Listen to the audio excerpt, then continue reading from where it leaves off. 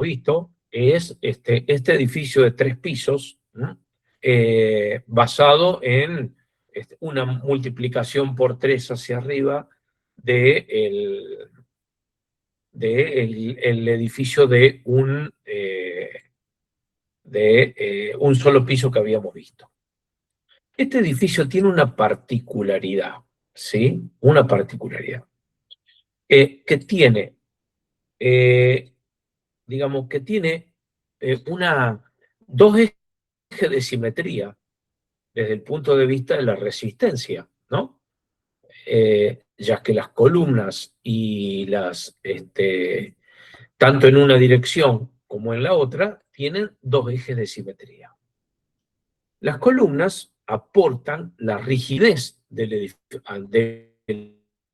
edificio. Y cuando la estructura se mueve, son las que desarrollan unos esfuerzos de corte, que son esos esfuerzos de corte los que se oponen, ¿verdad?, a las fuerzas de inercia que actúan en cada nivel. ¿De acuerdo? Eso está bastante claro, ya lo hemos analizado bastante. Entonces, fíjense, ¿no? Yo voy a hacer un pequeño dibujito acá, les voy a compartir la pantalla, que no va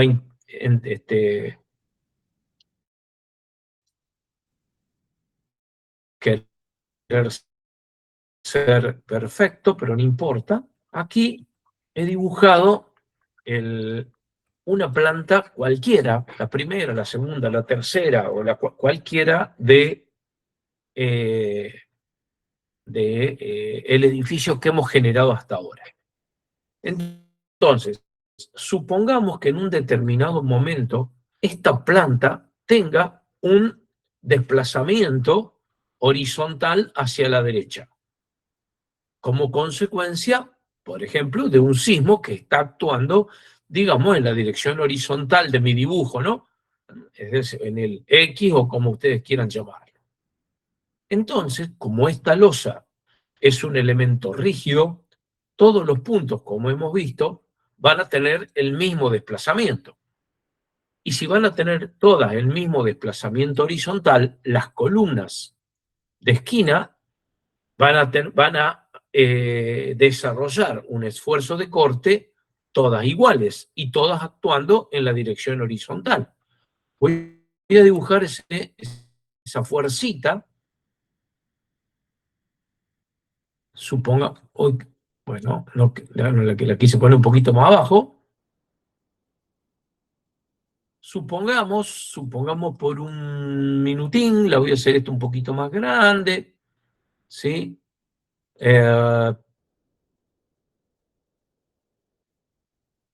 Algo así, ¿eh? Supongamos que ese sea el esfuerzo de corte en un determinado nivel que desarrolla esa columna, que va a ser igual a ¿qué? A 12 veces E por J de esa columna dividido la altura del piso al cubo, multiplicado por el desplazamiento horizontal, asumiendo que este edificio actúa como edificio de corte. Como la columna de abajo tiene las mismas dimensiones, bueno, desarrollará un esfuerzo de corte exactamente igual. Y lo mismo sucederá con las otras columnas de esquina, estas dos, ¿verdad? Está claro, por lo pronto, lo que sí es seguro es que si este edificio se corre en horizontal, solamente en horizontal se mueve esta planta, los esfuerzos de corte que desarrollan las 4 columnas, que tienen igual dimensión e igual altura, van a ser exactamente iguales. En cuanto a las columnas del medio, bueno, si el edificio tiene, o este nivel tiene un desplazamiento solamente en la dirección horizontal, ya sabemos que van a desarrollar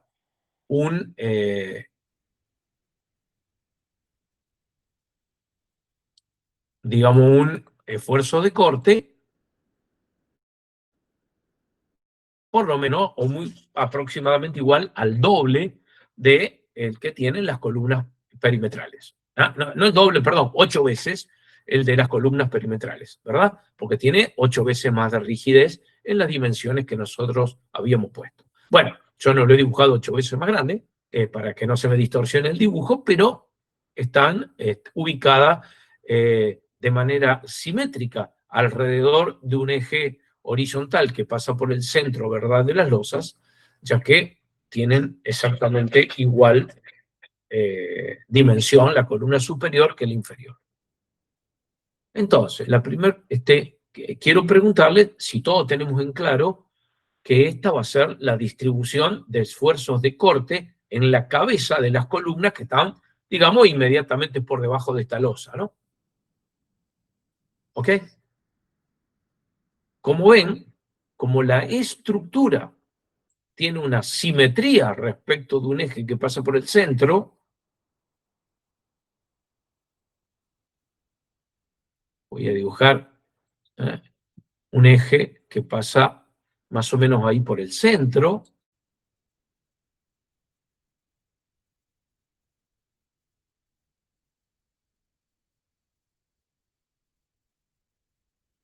Voy a dibujarlo así, una línea de trazos para que sea más clara ese eje. Como ustedes pueden ver, las fuerzas los esfuerzos de corte que actúan en la cabeza de cada columna también van a tener una simetría respecto de ese eje, ¿no? ¿Ok? Bien.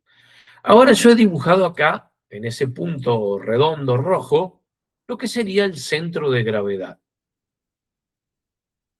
El centro de gravedad de la planta.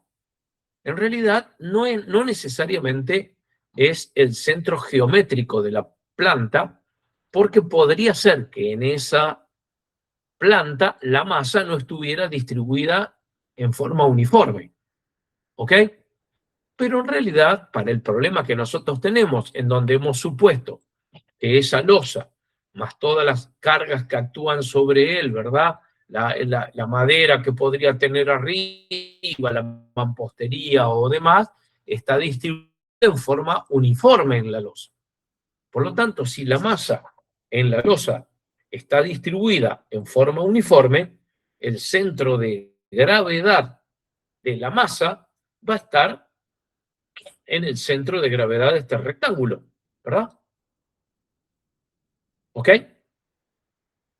Se entiende, ¿no? El concepto de que eso realmente, este punto está así, en tanto la distribución de la masa en esa losa sea uniforme, ¿no? Bueno, ahora voy a dibujar la fuerza de inercia o la resultante de la fuerza de inercia. Como lo único que tiene masa es la losa, la fuerza de inercia va a estar en el plano de la losa. Bien, como cada punto de la losa tiene masa, las fuerzas de inercia van a ser una fuerza distribuida en forma uniforme dentro de toda la losa. Ahora bien, como la losa a nivel horizontal en su movimiento es un cuerpo rígido, podemos representar todas estas fuerzas distribuidas por su resultante aplicada en el centro de gravedad. Estabilidad 1, digamos, ¿no? Es decir, que yo podría dibujar. Aquí voy a dibujar, insertar nuevamente la forma con una flechita. Por aquí, la fuerza de inercia, ya la acomodo bien, espere que ya la acomodo bien.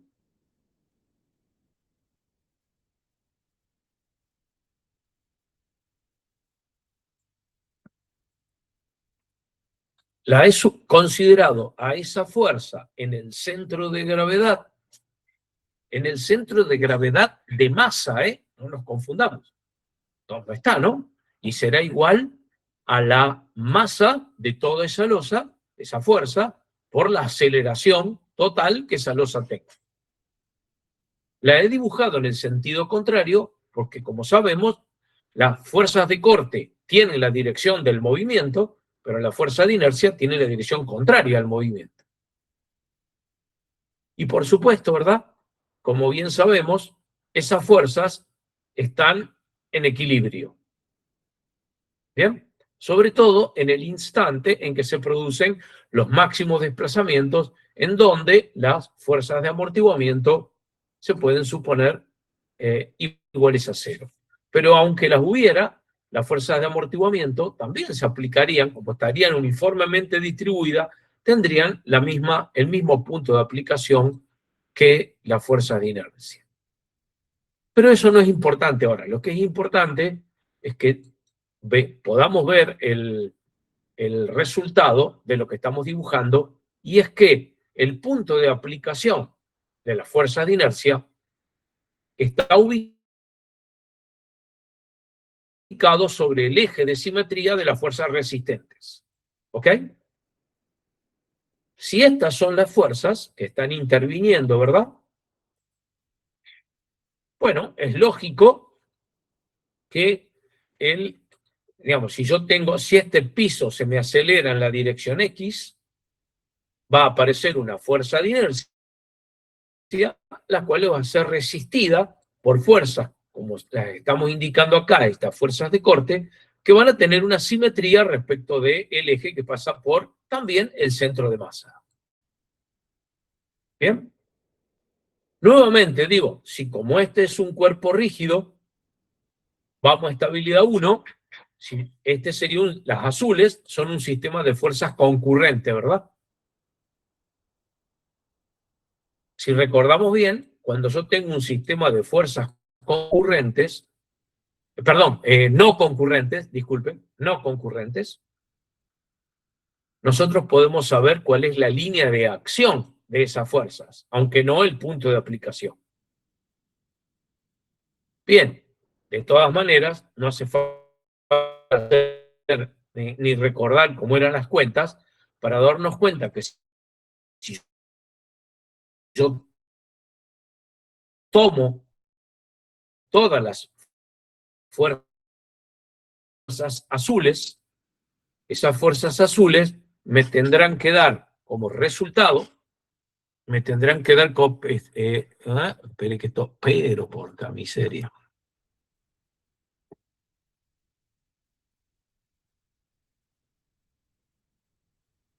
Una fuerza cuya línea de acción, sin lugar a dudas, ¿verdad?, va a estar en el eje de simetría de las de arriba y de las de abajo. ¿Ok? Que en este caso coincide con el centro de gravedad, es decir, con la línea de acción de la fuerza de inercia. ¿Está claro? ¿Está? Muy bien.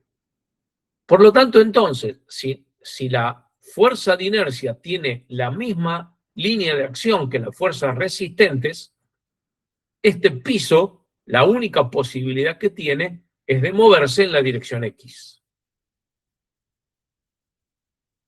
¿Está? Lo mismo pasaría si tengo un movimiento en la dirección Y, ¿verdad? Si hay una aceleración en la dirección Y. Si hay una aceleración en la dirección Y, la fuerza de inercia, en lugar de ser así, será, vamos a ponerlo, lo puedo hacer, será para abajo, algo así, ¿verdad? Y la resultante de las fuerzas de corte será vertical, ¿bien? También estará actuando sobre el eje de simetría. Bueno, todas las otras van a ser verticales, por supuesto, ¿no?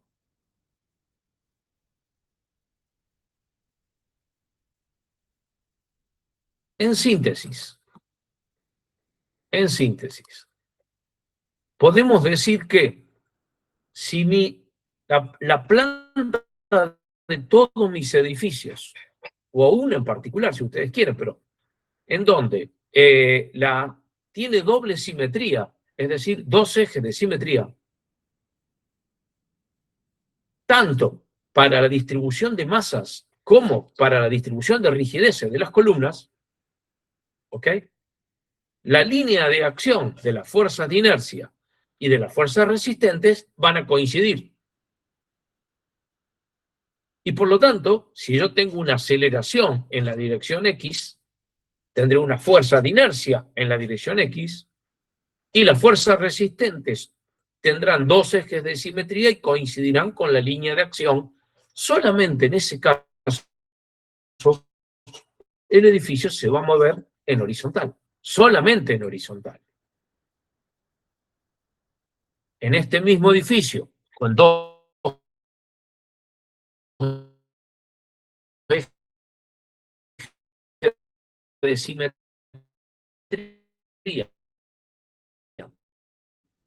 en cuanto a la fuerza de inercia tendrá la dirección y todas las fuerzas resistentes, la línea de acción su resultante también pasará sobre el centro de gravedad y por lo tanto el edificio solo se va a mover en la dirección Y. ¿Está claro? ¿Está? Vamos a hacer, ustedes dirán, ¿y eso cuándo no va a pasar? Muy bien, vamos a hacer lo siguiente, fíjense, voy a volver a tomar mi planta, voy a poner acá.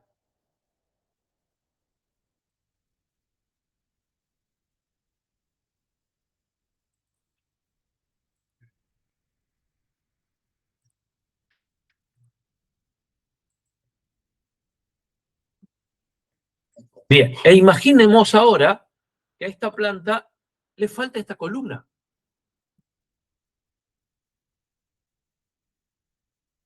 Bien, le falta esta columna. Por lo tanto, ¿qué es lo que va a suceder? Lo que va a suceder es que ahora yo ya no tengo simetría entre aun cuando siga teniendo una simetría en cuanto a masas, imaginemos que esa columna tenga una masa despreciable que hace que no se me mueva el centro de masa, o que se me mueva muy poquito. Bien, pero el centro de rigidez, claramente, mejor dicho, la línea de acción de las fuerzas de corte claramente se va a desplazar hacia abajo, donde tengo más fuerzas que de arriba, ¿no? Bien. ¿Y qué sucede ahora? Que cuando movimiento en la dirección, cuando tenga yo un movimiento en la dirección, una aceleración en la dirección X, las fuerzas de inercia van a seguir actuando en el centro de masa. No va a cambiar. Pero las resistentes no. Y por lo tanto, cuando esto sucede, el edificio, cuando tengo una aceleración horizontal, además de trasladarse en horizontal, la planta va a experimentar un movimiento de rotación alrededor de un eje vertical. Bien. La resultante de las fuerzas va a tener que seguir siendo la misma que la fuerza de inercia. Pero ahora hay un brazo de palanca, un brazo entre ellas. Hay una excentricidad entre el centro de masa y el punto de aplicación o mejor dicho, la línea de acción de la resultante de las fuerzas resistentes. Esas dos fuerzas ahora generan un momento de eje vertical, un momento torsor para la planta. ¿De acuerdo? Y lo mismo sucede si yo tengo una aceleración en la dirección Y, ¿no? Lo mismo. La línea de acción de la resultante de las fuerzas de corte ya no coincidirá o no pasará por el centro de masa. Y por lo tanto habrá, en ese caso, un momento o un par torsor que lo que va a hacer es que la planta, ¿verdad? No solo se corra en Y, sino también rote alrededor del eje Z.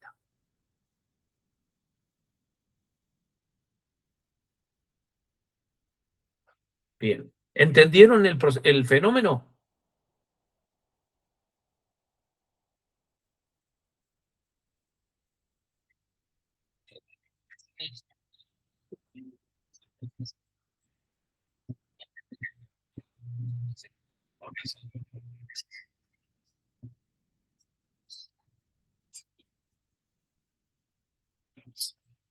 Bueno, lo que pasa es que ahí lo que estaba sucediendo en ese caso, que el centro de masa, ¿sí?, no estaba exactamente coincidiendo con el centro de rigidez.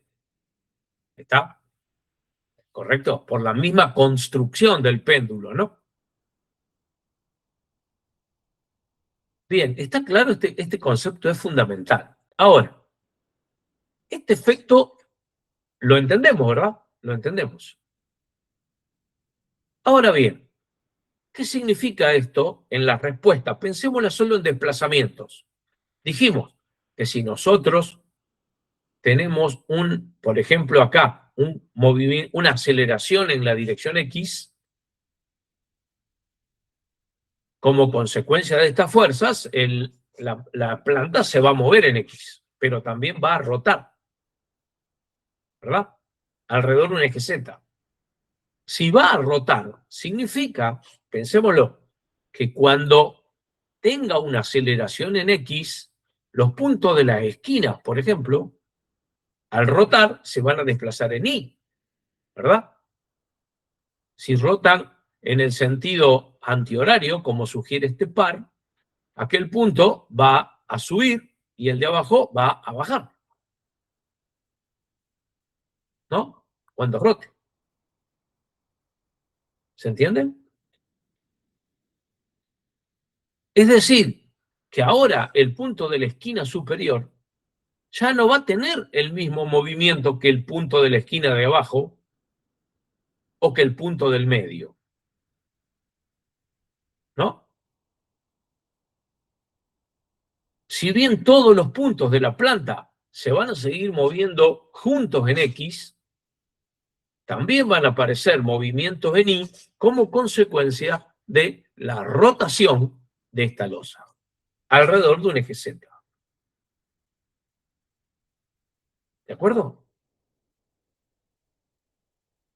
Pensemos que el esfuerzo de corte en una columna, ¿no?, si la pensamos de manera simplificada como una columna de corte, el esfuerzo de corte era la rigidez de la columna, 12E por J dividido H cubo, por el desplazamiento horizontal.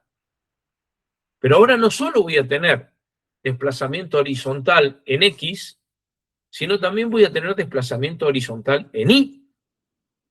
Por lo tanto, no solo voy a tener corte en X cuando tenga un sismo en X, sino voy a tener en cada nivel corte en Y. ¿Ok? Sigamos pensando esto. Ahora llevémoslo a lo que veníamos manejando. Nosotros habíamos dicho que la respuesta, los desplazamientos, cuando hacíamos un proceso de superposición monal, la consideramos como una sumatoria de la participación de los diferentes modos, ¿no? ¿Ok? Y 1 por φ1, más I2 por φ2, más I3 por φ3. Sin embargo, si las funciones de las formas de modo fueran exactamente las que calculamos solo son funciones de forma que me dan desplazamientos en X o en Y, ¿verdad? Esas formas de modo no tienen posibilidades de representar la torsión de piso. ¿Sí? ¿No? No hay manera de que este movimiento que acabamos de describir, si ocurre, pueda ser representado con las funciones, ¿no?, como una combinación de las funciones φ1, φ2, φ3 que vimos. Bueno, pero eso es así porque nosotros, cuando obtuvimos esas funciones a mano, ya le impusimos la condición de que solo el movimiento fuera en X o que solo el movimiento fuera en Y. Es decir, ya le arrancamos diciendo que la estructura es simétrica. ¿Está bien? Si nosotros no le impusiéramos esa condición, e hiciéramos las mismas cuentas, pero en un edificio modelado completo, ¿no? O sea, donde la matriz de rigidez ya no sería el edificio de corte, sino que sería la de las barras que conocemos, tendrían que aparecer funciones de formas de modo que tengan en cuenta esta componente rotacional. ¿Está? En nuestros ejemplos manuales no nos aparecen porque por la simplicidad para poder hacer las cuentas nosotros, repito, nosotros ya les preasignamos diciendo que la estructura es simétrica. Así que claramente esos modos no van a aparecer. ¿De acuerdo? ¿Ok? Pero vamos a verlo. O sea, ¿qué podríamos hacer en esta instancia? Podríamos volver atrás, volver a hacer todas las cuentas de nuevo, pero las mismas, pero ya no suponiendo que el edificio solo se mueve en X o en Y, sino se puede mover simultáneamente en X y en Y. ¿Bien? Con lo cual ya no tendríamos, ya no podríamos plantear un edificio de corte, tendríamos que plantear simplemente el edificio, la matriz de rigidez de cada barra, ensamblarla, bueno, todo lo que habitualmente hacemos y ver finalmente a lo que llegamos, a lo que llegamos. Bueno, eso sería muy laborioso, ¿verdad? No tendría tampoco mucho sentido. Así que vamos a verlo directamente sobre el SAP, si les parece. Bien, aquí yo tengo nuestro edificio, ¿verdad? Que habíamos trabajado en clase pasada. Ya lo tenía ejecutado, déjenme que no me acuerdo en qué estado lo teníamos. Bien, si nosotros le decimos que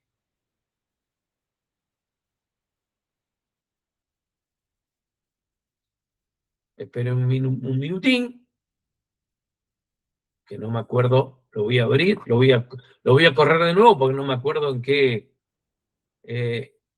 Acá está. Si nosotros le decimos que solamente se puede mover en la dirección X y en la dirección Y, solamente como grado de libertad, ¿cuáles eran las formas de modo que teníamos? Teníamos solo, como tengo 3 pisos y cada piso solo se puede mover en X o en Y, tengo 6 formas de modo. Ya las habíamos visto en la clase pasada, pero de todas maneras las vamos a repasar. Vamos hasta acá. Decíamos, bueno, la primera forma de modo era cuando el edificio se movía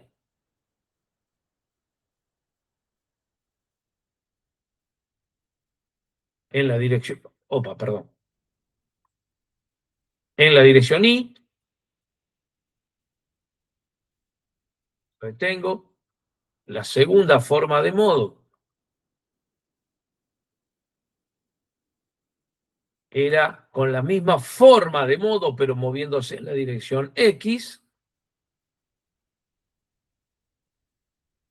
y así con las 6 formas de modo. Si venimos acá, por aquí, cuando habíamos obtenido las formas de modo en la clase pasada, decíamos, bueno, en cada dirección tenemos 3 formas de modo. La primera, en que todo está para un solo lado. La segunda, en donde hay un cambio de signo. Y la tercera, donde hay 2 cambios de signo de la forma de modo. Esto sucede tanto en la dirección X como en la dirección Y. Son 3, porque son 3 pisos.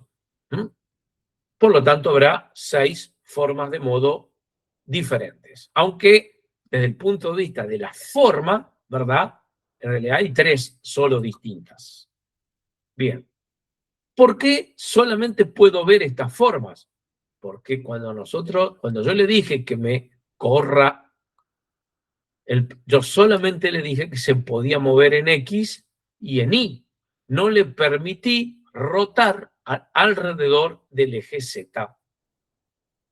Por eso es que acá solo me aparecían estas 3 formas de modo y lo hicimos para poder aproximar a lo que vemos en SAP a lo que veníamos desarrollando de forma manual. Fíjense lo que voy a hacer ahora. Voy a correr de nuevo, pero le voy a permitir que cada piso además rote alrededor del eje Z. Me gustaría que entendamos o que esperemos lo que vamos a ver, ¿no es cierto? Si yo ahora tengo, en lugar de 2 grados de libertad por piso, tengo 3 grados de libertad por piso, porque cada piso puede correrse recuerden que es un cuerpo rígido la losa, ¿no? Se puede correr en X, se puede correr en Y, o puede rotar alrededor de Z, ¿no? La rotación alrededor de Z es el tercer grado de libertad por piso. Y tengo 3 pisos. 3 por 3 son 9. Quiere decir que yo ahora, SAP me debería dar 9 funciones de modo, ¿eh? Y 9 frecuencias y periodos naturales. ¿Está claro? Bien, vamos a verlos. Vamos a ver cómo son. Es muy interesante. Vamos a ver primero, bueno, vamos a hacer lo mismo, ¿no? No lo corrí, disculpe.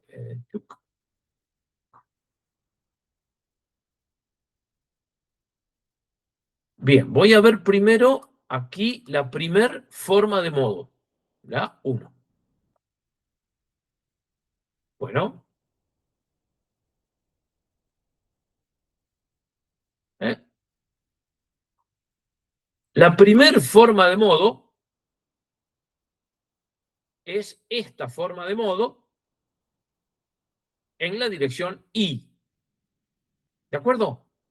O sea, igual que antes, ¿no? No cambió, puse el número del periodo, todo es el mismo.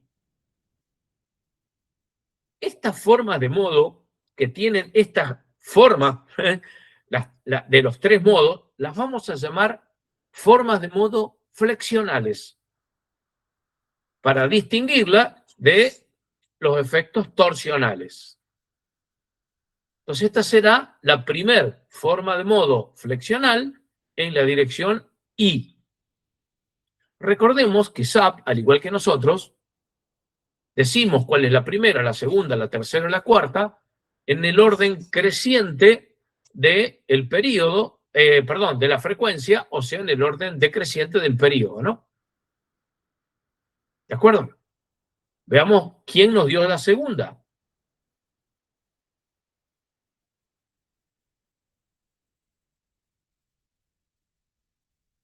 Bien. Como ven, en este caso, perdón, lo vieron, ¿no? Capaz que sí lo saqué un poquito rápido. La segunda forma de modo es la primera forma de modo flexional en la dirección X. ¿Ok? Ya estamos hablando con mucha precisión, digamos, ¿no? Veamos la tercera forma de modo. La tercera forma de modo no es una forma de modo flexional. ¿Lo vemos? No es ninguna de las que vimos.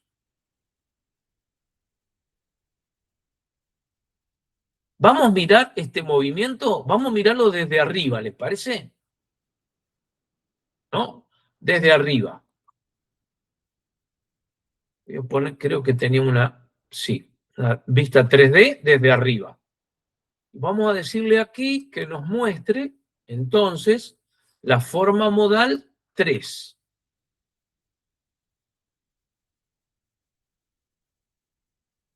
La voy a escalar un poquito, a ver si me dio más grande o más chico. No. La voy a agrandar un poquito a la escala para exagerar un poquito y que lo podamos ver. Ahí está. Ahora lo voy a hacer mover.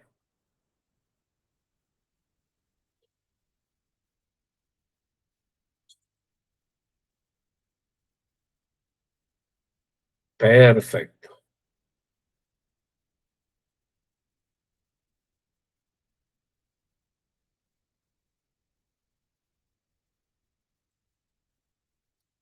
Bien. Fíjense, espero que los perdí, a ustedes que no los veo. Acá estoy, acá estoy. ¿Vieron cómo es la forma? préstenle atención a lo siguiente. Esta es la primera forma de modo torsional. Prestémosle atención a esto.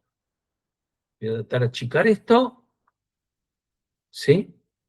Primero, el centro de gravedad es ese punto. Ese punto no se mueve. ¿Lo ven? Está siempre en el mismo lugar. Segundo, la losa de arriba se mueve para un lado. La que sigue, que es esta, también se mueve para el mismo lado. Y la de abajo también se rota para el mismo lado. Es decir, que la primer forma de modo torsional, el piso de arriba rota mucho, el del medio un poco menos y el de abajo un poco menos. Si nosotros calculáramos de alguna manera esos ángulos y los dividiéramos por el ángulo que rota el mayor, encontraríamos una forma de modo adimensional, ¿verdad? Y, como ustedes imaginarán, esos números van a ser de la primera forma de modo torsional, van a ser 0, 0,45, 0,80, 1. Es decir, la forma de modo torsional es exactamente igual en cuanto a números de la forma, digamos, ¿no? Está que la forma de modo traslacional, solo que, por supuesto, no se refiere a desplazamientos, sino que se refieren a ángulos. ¿Me entendieron? Muy bien. Bueno, si ahora nosotros vamos a la forma de modo siguiente, vamos acá, la forma de modo 4,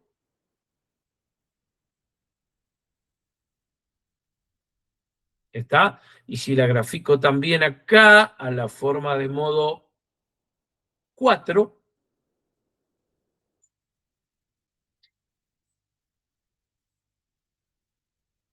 ¿cómo la podríamos definir?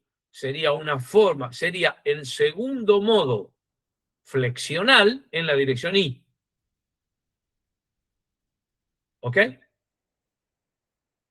Veamos la que sigue.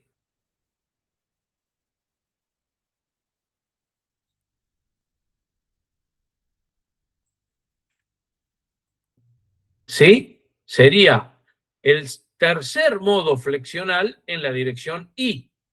Eso ya lo habíamos visto en la clase pasada, porque el orden está en función del periodo, ¿verdad? Y esta tenía un periodo más alto que la que sigue, que era la segunda forma, la sexta, era la segunda forma flexional en la dirección X.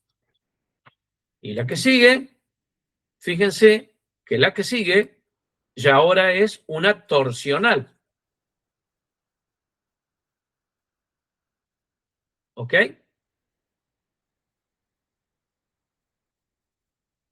¿Me van siguiendo? La muevo de nuevo.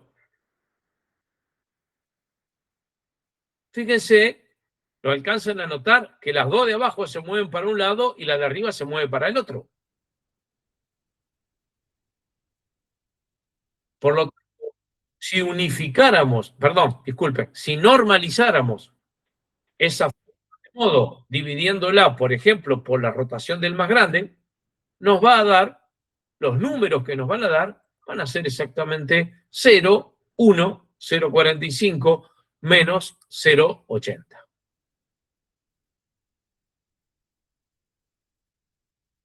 Estamos en la forma de modo 7. Si pasamos a la forma de modo 8, la forma de modo 8 es el modo flexional, el tercer modo flexional en la dirección X. ¿Ok? Se nos coló el torsional en el medio porque es una cuestión depende del periodo, de la frecuencia, nada más. El orden, ¿no? Y nos estaría faltando el 9, que sería el modo torsional 3, ¿no? Donde una losa va por un lado, la del medio va por el otro y la de abajo va por el otro. Si calculamos estos ángulos de rotación y los dividimos por el mayor, vamos a obtener los mismos coeficientes que para la flexional. Bueno, los mismos porque este caso es absolutamente simétrico. Si no lo fuera, no serían exactamente iguales las formas, ¿no? Claramente, la forma normalizada. Bien. En un edificio real, siempre estas formas están presentes, tanto las flexionales como las torsionales. Pero tenemos que aprender a mirar las formas, por eso un buen diseñador no mira tanto los números de los momentos que le dieron, sino las formas de la forma de modo, ¿no? Vamos a ver, vamos a empezar de nuevo. Y ahora vamos a tratar de juntar lo que vemos con los conceptos teóricos que hemos aprendido. Voy a ir de nuevo a la primera. No sé cuál es. La 2, la 1. Ese sería la 1. Y acá también, ya que estoy, voy a volver a la 1. Veamos el modo 1, ¿verdad? El modo 1. Bien. El modo 2 igual, el modo 3 igual, etc. Bueno, pero perdón, no estoy diciendo lo que quiero que nos fijemos. En este modo, ¿verdad? Todos los puntos se mueven en una dirección. Solamente la dirección Y. En el modo 2, todas las losas se van a mover en la dirección X. ¿Ok? Y veamos el modo 3.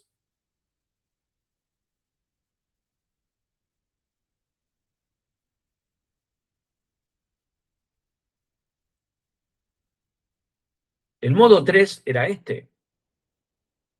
¿Está? Pero ustedes fíjense que el centro de gravedad no se mueve. Es decir, que en este modo las losas solo rotan. ¿Bien? Solo rotan.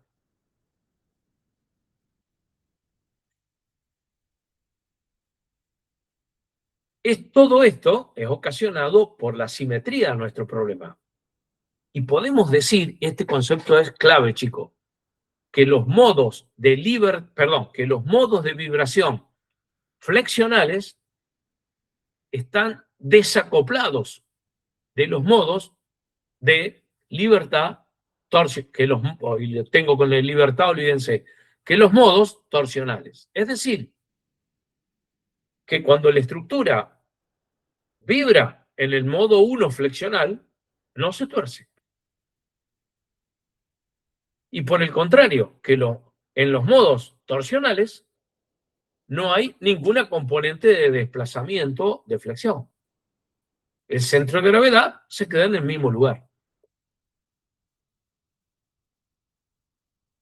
¿Bien? Ahora bien, vamos a esto. Vamos a empezar a interpretar esto. Si esta estructura que tenemos, que tiene dos ejes de simetría, recibiera un sismo en la dirección X o en la dirección Y, ahora lo juntamos con el dibujito de las fuerzas que vimos, solamente se podría mover en la dirección X o en la dirección Y. ¿Ok? Porque el punto de aplicación de la fuerza de inercia coincide con la resultante de la fuerza de corte. Sin embargo, recordaremos ahora, cuando vimos el concepto de superposición modal, que los desplazamientos son una combinación de todos los modos, ¿verdad? Por lo tanto, si la respuesta final, por ejemplo, en este edificio, viene solamente se va a mover, por ejemplo, solamente en la dirección Y, quiere decir que los factores de combinación modal, el I2, el I3, el que fuera, que va multiplicado a una forma de modo torsional, me tiene que dar cero. ¿Bien? Me tiene que dar cero, ¿por qué? Porque no hay acoplamiento entre la flexión y la torsión. Si viene un sismo en la dirección X, solo se mueve en X. Si viene un sismo en Y, solo se mueve en Y. Y no hay rotación de ninguna de las losas. ¿Está? ¿Se entiende, no es cierto? ¿Eh? Para entender esto hay que pensar en el esquemita de fuerza del que vimos, ¿no? Ahora bien, vamos a hacer el siguiente ejemplo. Espero que lo voy a guardar, pero acá donde dice 3 pisos, le voy a poner chueco. Ah, claro, claro. Sí, sí, escucho.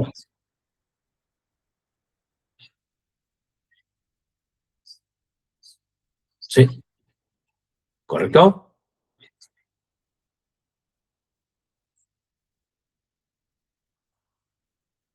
Es que lo mismo, es que siempre es la forma de vibrar, solo que ahora esto no vibra así, sino que vibra así. Y lo hace con un periodo.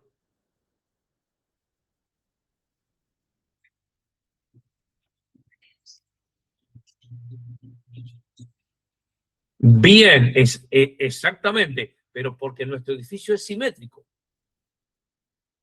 ¿verdad? Muy bien, Andrés fue un poquito más allá, ¿no? Digamos, y que tiene que ver cómo se activan los modos. La única manera que el factor el I, que no nos dé cero, ¿verdad? Sería, como bien dijo Andrés, es que el sismo se torciera, ¿no? Pero el sismo solamente genera un desplazamiento en la base, no una torsión. Por lo tanto, los modos torsionales en este problema no se van a activar. ¿Está? Pero ¿qué pasa ahora? Como le decía, vamos a hacer algo chueco, ¿no? Vamos a ver, ahí lo abrí, vamos a ver XZ y le voy a borrar esta columna. Le borro una. Chao. Esa. Ahora mi edificio sigue teniendo el centro de gravedad de las fuerzas de inercia en el centro de gravedad de las losas. Bueno, casi, ¿no? Porque tenemos la masa de la... No, está bien porque mi modelo, yo le dije que las columnas no tenían masa. Así que no va a modificar el centro de rigidez. El centro de masa, disculpe. ¿Ok? Ni las fuerzas de inercia tampoco, porque toda la masa estaba en la losa. ¿Eh? Bien, ahora bien, vamos a ver los modos.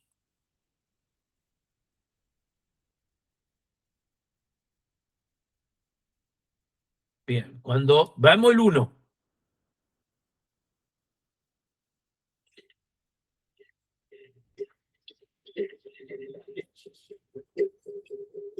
veamos el 2.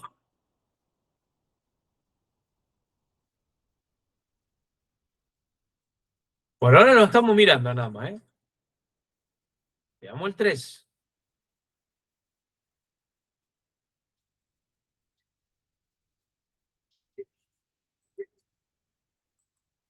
El 4.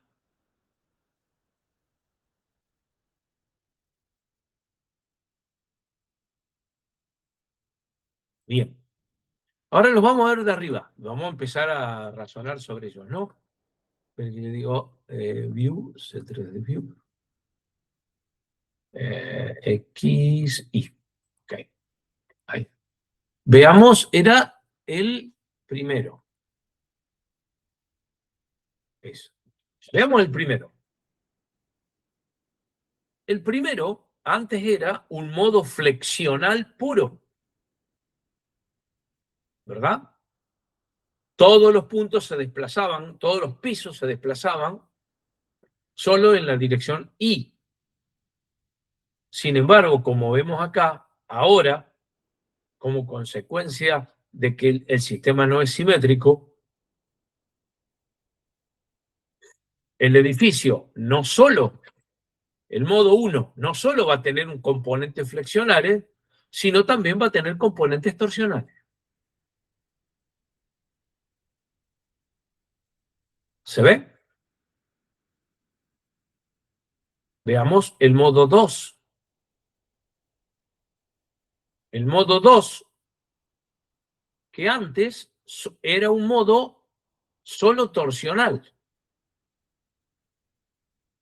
Sin embargo, ahora, bueno, hay que mirarlo con detenimiento, pero ustedes ven que el centro de gravedad se corre un poquito.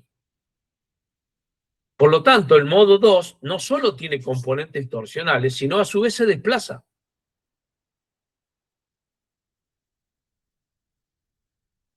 Si miramos el modo 3, bueno, vamos a ver más o menos lo mismo. Acá pueden ver ustedes el desplazamiento. Si le hago un clic, de hecho ahí se ve, ¿no? Tengo un desplazamiento. Ese es el centro de gravedad, tanto en la dirección X como en la dirección Y.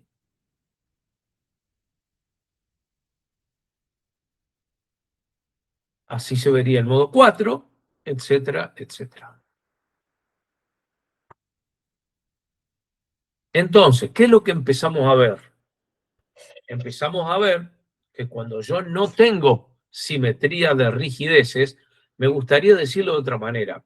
Cuando ya la línea de acción de las fuerzas resistentes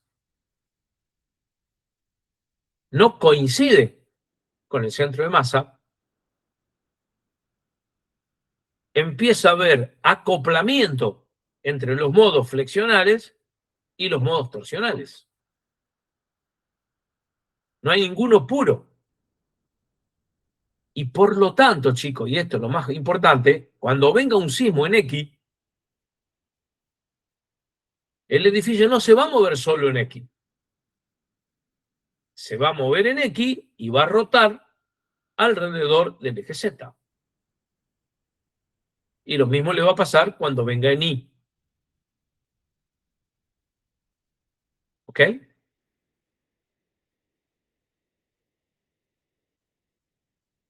Bien. Si nosotros encontramos, para cuando el sismo venga en X, la línea de acción de las fuerzas resistentes, y hacemos otro ejercicio, hacemos lo mismo, pero para cuando venga en la dirección Y, ¿verdad? Donde se corten esas dos líneas, tendremos un punto que sería el punto en donde donde se cruzan las líneas de acción de las fuerzas resistentes cuando el sismo viene en la dirección X o cuando el sismo viene en la dirección Y. Ese punto de aplicación se denomina centro de rigidez. Y uno podría decir, si recordamos que el centro de rigidez, perdón, que el esfuerzo de corte de cada columna, ¿verdad? No es otra cosa que, o mejor dicho, es proporcional a el momento de inercia, ¿no? Si todas las columnas tuvieran el piso a la misma altura, uno podría decir que el centro de rigidez en un piso donde todas las columnas tienen la misma altura, se encuentra aproximadamente igual en el centro de gravedad de los momentos de inercia. ¿Sí? ¿Ok? Nosotros podemos calcular, imagínense que tengo áreas, ¿no? Áreas.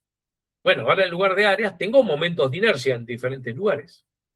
Si encuentro el centro de gravedad de esos números, que en realidad no son áreas, sino momentos de inercia, lo que tendré es el centro de rigidez. ¿De acuerdo? Si el centro de rigidez coincide con el centro de masa, fíjense, ¿no? En el ejercicio que habíamos puesto antes, no me acuerdo dónde estaba el dibujito, acá. Eso claramente sucede, ¿no? Aquí.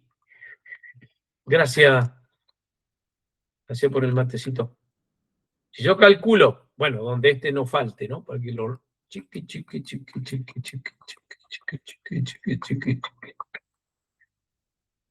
Bueno, vamos a... No me acuerdo en dónde dejé de... Ahí está. Si yo calculo el centro de gravedad de estas inercias, me van a dar coincidente en el punto rojo. ¿Está? ¿De acuerdo? Bien. Bueno, por lo tanto, para saber si yo voy a tener efectos torsionales o no, me alcanza, no tengo que esperar los resultados, ¿verdad? Me alcanza con ver la forma de modo. Si yo tengo forma de modo en donde flexión y torsión no están acopladas, bueno, mi comportamiento va a ser óptimo. Pero si están acopladas, tengo que saber que siempre voy a tener torsión. ¿Por qué se imaginan que la torsión ya tiene nombre, ¿no? Tiene malos antecedentes? Recuerden que lo que se tuerce es el piso, ¿no? ¿Por qué la torsión tiene tan malos antecedentes? ¿Qué les parece? ¿Qué se imaginan? Con los conocimientos que tenemos, ¿no? No más de...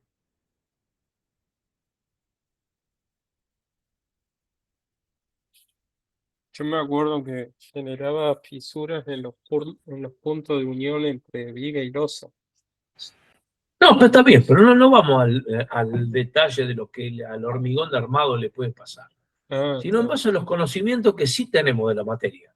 ¿Por qué no podemos imaginar que la torsión es un elemento no deseable?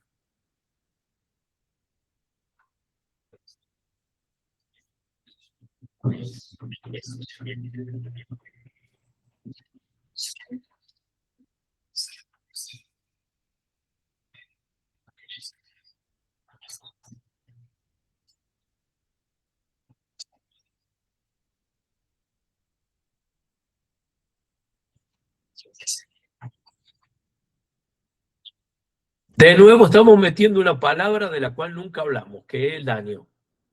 ¿Sí? Solamente centrémonos en el concepto de fuerzas. ¿A qué igual? Vamos a hacer un pequeño así, ¿no? Arranquemos desde un punto donde sabemos. ¿A qué dijimos que era igual la fuerza de corte en la cabeza de una columna?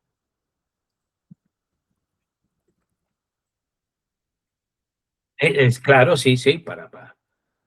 ¿A qué sería igual?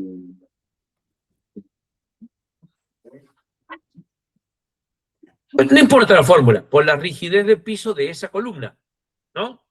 Por el desplazamiento, digamos, la diferencia de desplazamiento entre la cabeza y el pie, ¿cierto? Ok. Supongamos que el edificio no tiene efectos torsionales, se mueve todo en una misma dirección. Todas las columnas de ese nivel, todos van a tener el mismo desplazamiento, ¿no? Y si todas las columnas tuvieran la misma rigidez, todos tienen el mismo esfuerzo de corte. ¿De acuerdo? Bien. Ok, ahora supongamos que el piso rota. Cada cabeza de columna no solo va a tener un desplazamiento en X, ¿verdad? Sino que también va a tener un desplazamiento en Y. El corte en X va a ser más o menos el mismo de antes, ¿no? Pero ahora hay un corte en Y. Y el corte en Y es igual que lo que dijimos recién, ¿no? Es la rigidez de corte, la rigidez, perdón, de piso de esa columna por el desplazamiento entre cabeza y pie en la dirección Y. ¿Estamos de acuerdo? Ahora le hago una pregunta. Todos los puntos de mi losa tienen el mismo desplazamiento en I? No. ¿Cuáles van a ser los más grandes, los más críticos?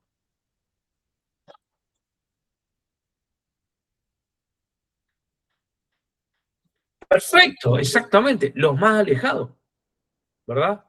Y es fácil de entender, ¿no es cierto?, que si yo tengo una losa gigantesca que está girando a las pobres columnas que están en la punta, le imponemos un requerimiento de soportar deslizamiento que los puntos que están más cerca del punto de rotación no van a tener. Entonces, el problema de la torsión, precisamente, es que le impone una demanda de esfuerzo de corte a las columnas perimetrales muy, pero muy grande. Más grande cuando más sea el efecto torsional. Este es el punto más importante de la materia, ¿eh? Y que tiene que ver con el diseño de un edificio. Entender los efectos, qué le pasa a un edificio cuando tiene efectos torsionales importantes. Y ahí vamos un poco para atrás. ¿Quién genera el efecto torsional? Lo genera la excentricidad que existe entre el centro de rigidez y el centro de masa. O sea, en la pérdida de simetría del edificio. ¿Está? Por eso, nuestro reglamento castiga tanto a la falta de simetría cuanto más alta es la zona sísmica. Pero ustedes fíjense que cuando hablamos de falta de simetría, hablamos de, en realidad no es bueno el concepto de simetría. Vamos a decir, lo que nosotros necesitamos es que el centro de rigidez y el centro de masa estén lo más cerca posible. Yo recuerdo que cuando yo estudiaba hace muchos años, no, los profes de hormigón nos hacían hacer un ejercicio a mano, ¿no? Nos decían, bueno, vamos a hacer una cosa. La losa tiene el centro de masa donde lo tiene. ¿Qué va a hacer? ¿No? Tengo una losa que no es cuadrada, que tiene una forma rara, toda la losa, y el centro de masa está en determinado lado. Ahí está. Entonces vamos, y tengo un planteo de columnas que normalmente me lo da el arquitecto. Entonces, ¿qué es lo que uno puede hacer? ¿Cuál es el arma que tenemos? Yo puedo ir colocando, modificando las dimensiones de las columnas de los tabiques, de tal manera de ir cambiando el centro de rigidez hasta lo que lo aproximo al centro de masa. De hecho, en teoría, hasta que lo puedo hacer coincidir exactamente.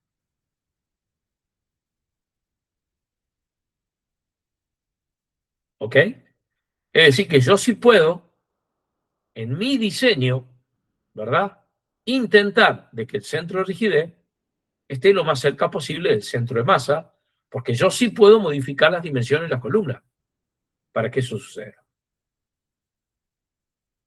¿Está? Y es claro que lo mejor es modificar las dimensiones de las columnas de afuera. No solo porque son las más chiquitas, ¿verdad?, sino porque si estoy tomando un momento estático para calcular el centro de rigidez, cambiando a las que están más lejos, son las que van a tener mucho más influencia que si cambio a las que están más cerca del centro de rotación. ¿Ok? ¿Se entiende la idea? Bien. Bueno, entonces yo modifico. ¿Y dónde puedo ver el resultado en un modelo de SAP? Yo puedo ir moviendo. Primero que voy a tener que hacer una cuentita a mano, ¿no? Para saber, bueno, a ver, ¿dónde tengo que cambiar? Eso es lo que tiene de bueno los tabiques, chicos. Porque como vimos, los tabiques se chupan prácticamente todo el esfuerzo de corte. ¿Está? ¿Y eso qué significa? Que como están lejos y como son grandes, capaz que yo modificando un poquito los tabiques, ya puedo acomodar el centro de rigidez sin tener que andar cambiando las dimensiones de 75 columnas. 2 centímetros a una, 5 a la otra. Las columnas las dejo todas como están y lo que modifico un poquito son los anchos de los tabiques. ¿Ok?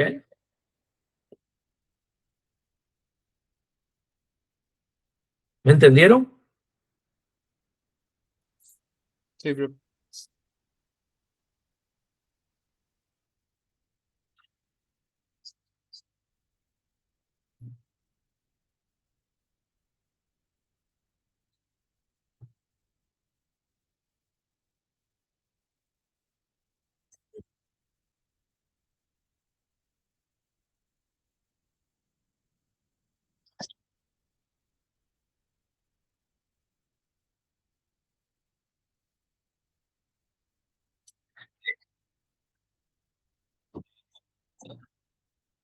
Es muy cierto lo que vos decís, digamos, ¿no? Es muy cierto. Si dónde está, mirando los modos a dónde está.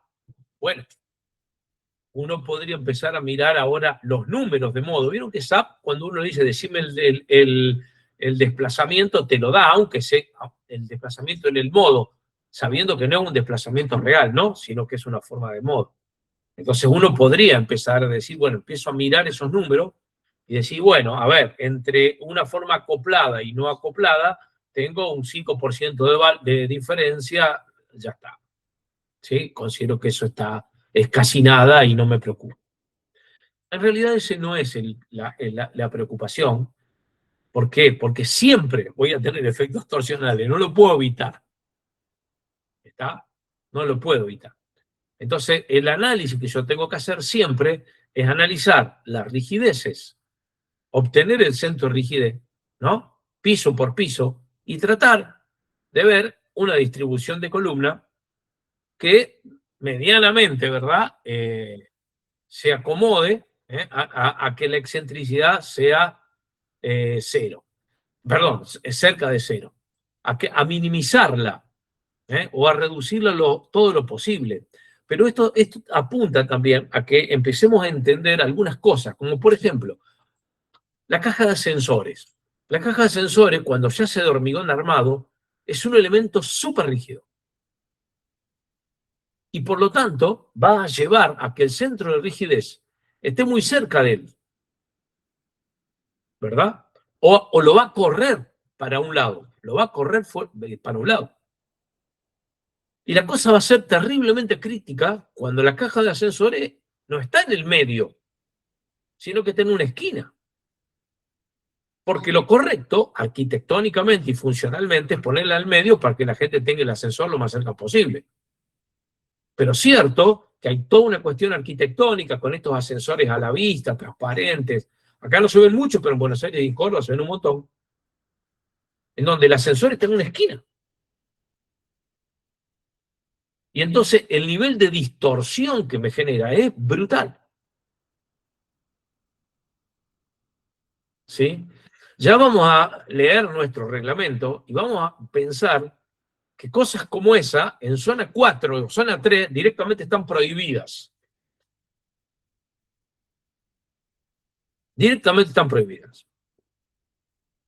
¿Sí? Y el otro tema es que, a ver, uno puede hacer esto que estamos diciendo, de tratar de modificar las dimensiones de las columnas para que el centro de rigidez se acerque al centro de masa, ¿no? Pero capaz que eso lo puede hacer en 2 o 3 pisos, porque el piso hay determinado nivel que el centro de masa cambia, porque la distribución arquitectónica es otra, etcétera. ¿Y qué hago? ¿No voy a cambiar las columnas?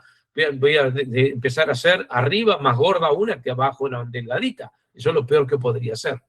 Es decir, que siempre voy a tener efectos torsionales. Mi diseño lo que tiene que tratar de lograr es que sea lo más reducido posible, que no haya barbaridades, como sucede, por ejemplo, con los ascensores que están en una esquina, ¿sí? Por ejemplo, ¿no?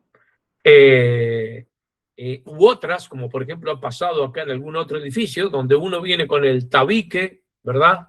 Con el tabique, el ascensor, y de pronto, como esos tabiques llegan hasta la planta baja y no se meten en los subsuelos de auto, ese tabique se continúa en una columnita, en dos en realidad, en 2 columnitas de ahí para abajo. Bueno, eso ha pasado en un par de edificios acá, muy famosos acá en Neuquén, que en algún momento después vamos a hablar. ¿Ok? Yo vengo insistiendo hace rato, no me dan mucha bola, ¿no? Con los constructores. Porque el constructor, él quiere construir como construyó siempre, ¿no? Entonces, cualquier cosa que uno le diga, hacerla distinta, aunque le hagan, aunque sea más barata inclusive, nada, él tiene una metodología que sabe que si lo construye así, no se va a encontrar con ningún problema nuevo. Pero una cosa que yo vengo preguntando desde hace siempre, che, ¿por qué hacemos las cajas de ascensor de hormigón armado? Si lo único que necesitamos de hormigón armado son las guías para que, donde vamos a anclar las guías de los ascensores, la guía del ascensor. ¿Por qué ahí no le hacemos una columna en el medio, no? Le agarramos una columna y el resto lo hacemos en mampostería. ¿Qué necesidad tenemos de poner semejante cosa, ¿está?, que nos distorsione la respuesta a una barbaridad? Bueno, nada, pero así es. Así es. Bueno, es importante que hayamos entendido todos estos conceptos, ¿sí?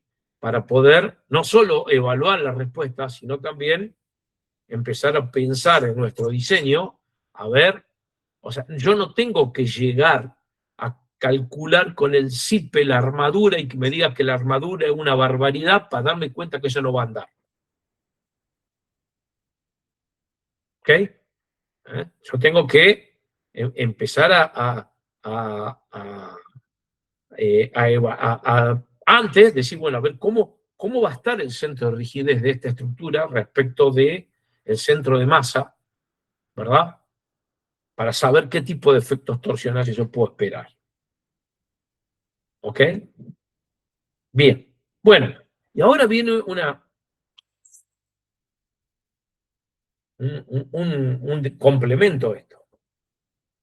Si yo tengo un edificio totalmente simétrico, como el que acabamos de calcular, ¿no? Nuestro reglamento nos mira en los ojos, nos guiña un ojo y me dice, no te creo. No te creo. Ese edificio va a ser simétrico solamente en tu computadora. En la realidad no lo va a ser. ¿Sí? Partamos de lo básico, ¿no? Yo voy a considerar que la masa está uniformemente distribuida. ¿Va a ser así? ¿No? No, no va a ser así. No va a ser así. Entonces, el centro de masa no va a estar donde yo digo que esté. Ni siquiera en diferentes pisos va a estar todo distinto, porque va a depender mucho de la sobrecarga, en fin. Y lo mismo el centro de rigidez, ¿verdad? El centro de rigidez, los elementos no van a tener las dimensiones que yo le tengo. Además, no nos olvidemos que durante el sismo el edificio cambia porque se va fisurando. Entonces el centro de rigidez va a ir cambiando.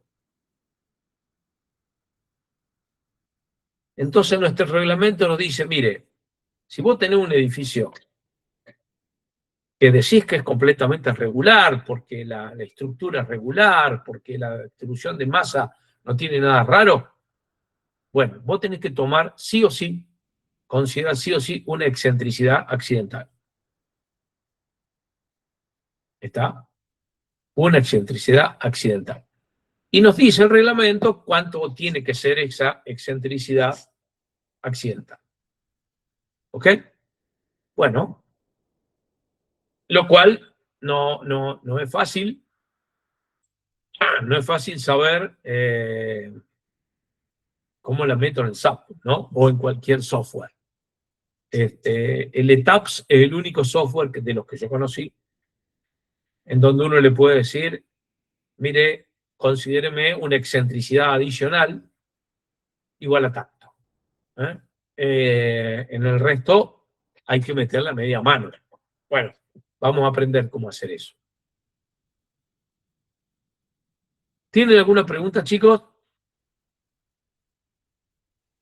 A mí, cuando habló justo de los ascensores, se me vino a la mente el ascensor de la facultad. Está sobre un lateral y casi al final del pasillo. Sí, pero yo no recuerdo que ese ascensor sea una caja de hormigón armado, entera. No me acuerdo, ¿eh? Bien. Porque no creo, porque ese edificio ya estaba construido. ¿no? Entonces es muy factible que le hayan agarrado los rieles de las vigas de los diferentes niveles. No, no creo que hayan hecho una caja de... Pero sí recuerdo, por ejemplo, ¿no? Un edificio que se construyó. Nosotros tenemos algo que no debe ser. O sea, nosotros tenemos algunas cosas alteradas, ¿no? Entre las cosas que tenemos alteradas es que los estudiantes que no pueden firmar terminan firmando documentos y todo el mundo lo acepta. Y es algo que es absolutamente ilegal, ¿no? Absolutamente ilegal. Entonces nos pasa, cuando yo era de director de carrera, tenía mucho cuidado con eso.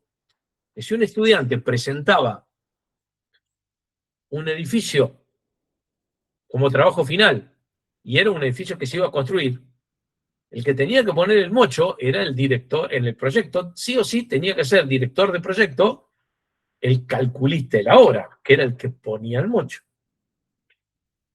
¿no? Es decir, nosotros somos en general como país bastante chapuceros, ¿no?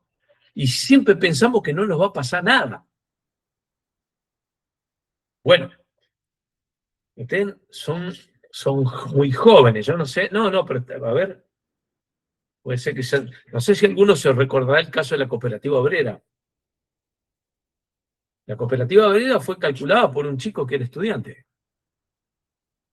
Y el cual, yo fui el que, digamos, el que dirigió el grupo que hizo la revisión para el juicio.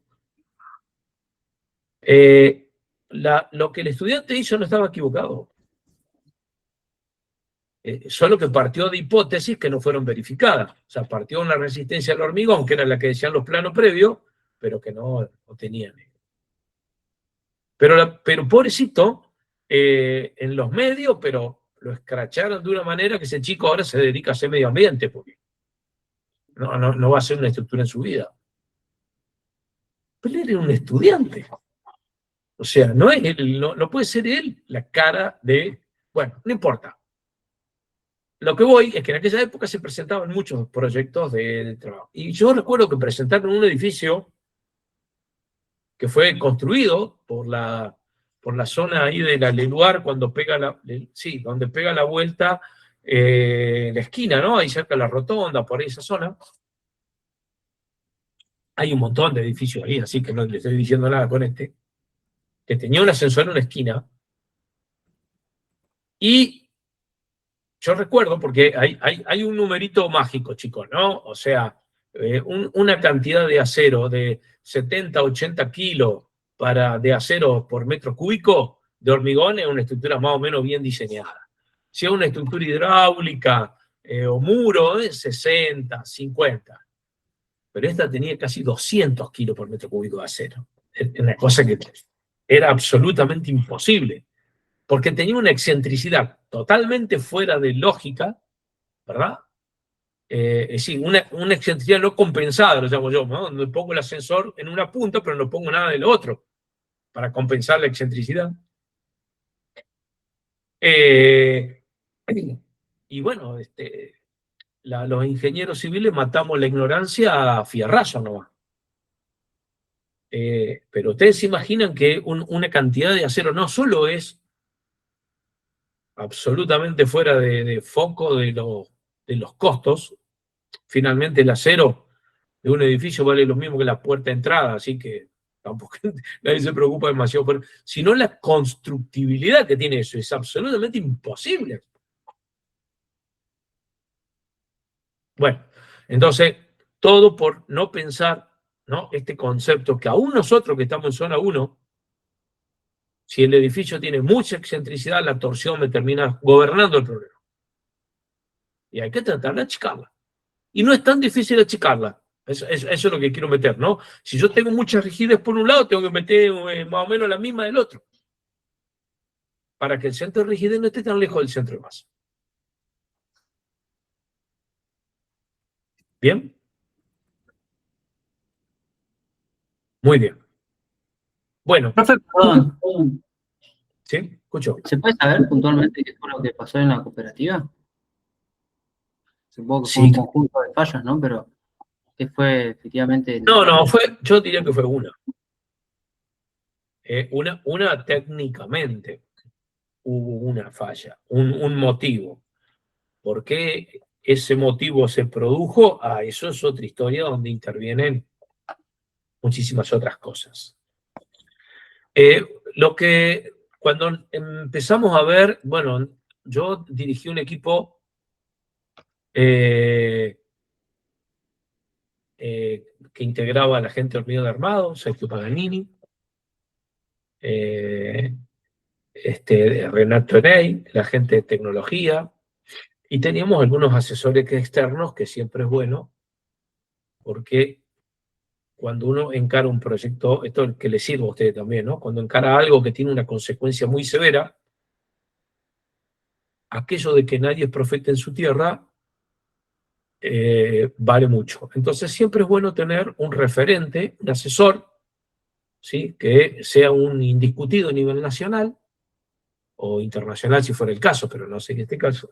Entonces nosotros teníamos asesores que en realidad, nada, miraron lo que hicimos, no tuvieron casi intervención, pero bueno, tenía peso eso entre. Cuando uno analiza cuando nosotros miramos y yo leía los informes de las declaraciones de la gente ante la policía, describiendo lo que vieron, lo que se salvaron, claro, ¿no? Chao, suerte, pasen lindo. La gente relataba que las columnas explotaron. Y esa falla es solamente una falla de compresión. Una cosa rarísima de ver en una construcción, una falla por compresión. Nosotros no la teníamos como referencia, pero bueno, a veces la gente dice, no tiene una precisión técnica para describir, pero que alguien vea explotar una columna en la parte superior, no hace falta ser muy técnico para describirlo, ¿no? O sea, cuando fallaron las columnas, falló sobre todo la del medio, colapsó la viga, la del medio, ¿no? Se vino la losa abajo y, bueno, aplastó a toda la gente que estaba abajo, por supuesto. Cosa espantosa. Entonces, bueno, nosotros hicimos primero, como siempre hacemos en estos casos, un plan de evaluación de materiales, ¿no? Porque siempre hay que ir descartando cosas. Y cuando tomamos todas las muestras de las columnas, sacamos muestras con sacatestigos y las hicimos analizar. La hicimos romper en un laboratorio. Nos encontramos que, digamos, según el plano, las columnas, el hormigón utilizado en columnas, vigas era 21 MPa. Y tenía 4. No, 4 en el mejor de los casos, ¿no? claro, muy poco. O sea, no, control de calidad. Después, claro, nunca había pasado nada porque no le habían cargado con nada arriba. Pero cuando le cargaron con los materiales arriba para poder seguir construyendo, nosotros las estimaciones que teníamos era que más o menos la tensión del trabajo era del orden entre 10 y 15 MPa. Que estaban lejos de los 21, pero muy lejos también de los 4 que realmente tenía. Entonces, como motivo técnico estaba claro, no había ningún lugar a dudas, porque si nos hubiera dado 15 lo hubiéramos pensado. Pero 4 MPa, aclaro, en un hormigón que tenía 20 años. O sea, que andás a saber cuánto tenía cuando la construyeron. No había ningún lugar a dudas. Ahora, ¿por qué ese hormigón podía tener esa resistencia? Bueno, esas son cosas que también vale la pena aprender, ¿no? Sobre todo en estructuras libres, porque aunque nosotros no lo tengamos en cuenta, ¿verdad? En una casa, el 80% del peso de la losa termina bajando por la mampostería, aunque nosotros no la tengamos en cuenta. Pero en un edificio de estos salones comerciales eso no pasa. No hay nada abajo que aguante. ¿Qué es lo que sucede? Cuando uno empieza un plan de hormigonado, ¿no? Lo primero que hormigona En este caso eran zapatas aisladas. Tiene mucho volumen de hormigón. Entonces, ¿qué hace? Compra el hormigón. ¿Verdad? Compra el hormigón, bueno. Pero ¿qué hace cuando compra el hormigón? Hace las bases. Arriba de eso le pone el encofradito de las columnas. Y obviamente el volumen de hormigón de las columnas es muy poco. Muy poco. Entonces lo habitual es que lo fabriquen en obra. Con revuelto, ¿vieron cómo se hacen las cosas? Entonces ese hormigón era malísimo. Malísimo. También puede haber sido de que, por una cuestión de que cuando uno está colando una columna necesita más fluidez, le hayan metido